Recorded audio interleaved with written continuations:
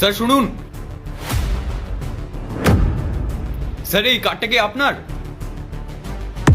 Card?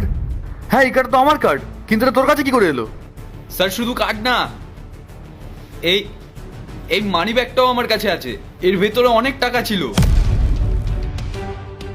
বিশ্বাস করুন sir, আমি কিন্তু এখান থেকে একটা টাকাও ছুঁইনি। আপনার সব টাকা একদম ঠিকঠাক আছে, আপনি পারলে গুনে নিন। কি বলছিস? এই ব্যাগটা তো কদিন আগে চুরি হয়ে গেছিল। আমি পুলিশে কমপ্লেনও করেছিলাম, কিন্তু এই ব্যাগটা তোর কাছে কি করে এলো? আসলে স্যার, সেদিন আমি মার সাথে দাঁড়িয়ে রাস্তায় কথা বলছিলাম ফোনে। ওই তখনই, হ্যালো মা, আমি শহরে চলে এসেছি। এখনো পর্যন্ত কাজ পাইনি, কিন্তু আমি খুঁজছি, খুব তাড়াতাড়ি একটা কাজ পেয়ে যাব। আর তুমি আমাকে নিয়ে বেশি চিন্তা করো না, আমি নিজের খেয়াল নিজেই রাখছি। খাওয়া দাওয়া ঠিক মতো করে নিচ্ছি। আর হ্যাঁ বলছি, কাজ থেকে যখন টাকা পাবো আমি তোমাকে ঠিক পাঠিয়ে দেবো, ঠিক আছে? মা রাখছি, একটু পরে কথা বলছি আমি।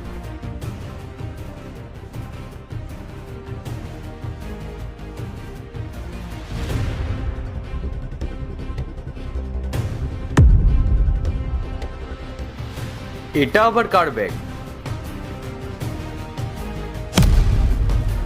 আরে বাপরে, এতগুলো টাকা! এই শহরে এসে তো আমার কপাল খুলে গেল। এবারে এই টাকাগুলো নিয়ে পালিয়ে যাব, আর কষ্ট করে কাজ করতে হবে না। এই না না, এগুলো আমি কি করছি? অন্যের টাকা মারা তো মস্ত বড় পাপ। আর যার এই টাকাগুলো, সে তো অনেক খেটেই কামিয়েছে।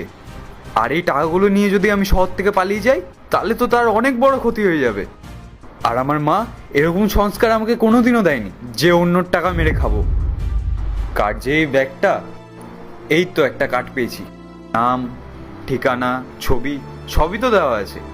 তাহলে একটা কাজ করি, মালিককে এই পার্সটা দিয়ে আসি, তাহলে ওনার খুব উপকার হবে।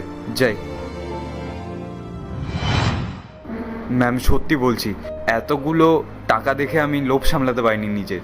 আর লোভ না সামলাতে পেরে ভাবলাম যে এই টাকাগুলো আমার কাছেই রেখে দিই। কিন্তু পরক্ষণেই মনে পড়লো আমার মায়ের কথা। আমার মা ওরম শিক্ষা দেয়নি যে অন্যের টাকা নিয়ে আমি নিজের প্রয়োজন মেটাবো। তারপর অনেক কষ্টে এই অফিসের ঠিকানাটা জোগাড় করলাম। ভাবলাম এখানে এসে আপনাকে বা ম্যামকে পার্সটা দিতে পারবো। কিন্তু এখানে আসার পর ম্যাম যখন আমাকে চোরের অপবাদটা দিলেন, তখন আমার মনের অবস্থা যে কেমন হয়েছিল আমি কিছুতেই বোঝাতে পারবো না। হ্যাঁ, এটা কিন্তু কালকের মধ্যে ডান করতে হবে। স্যার স্যার, একটু শুনুন। কি চাই আমাদের কাছে? তো পার্ট 2 দেখতে সাবস্ক্রাইব করো ভেলকু 78M।